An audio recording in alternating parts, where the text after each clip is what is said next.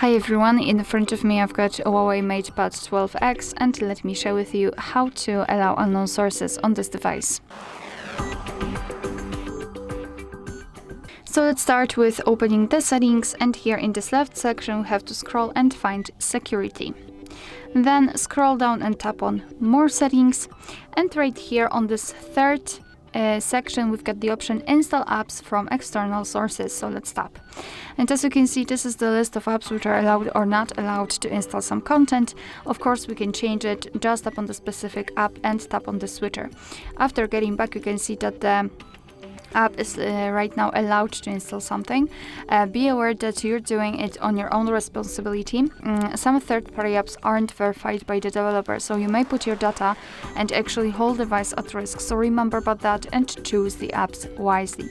Of course, you can always remove previously granted permissions. Just tap on the app and tap on the switcher.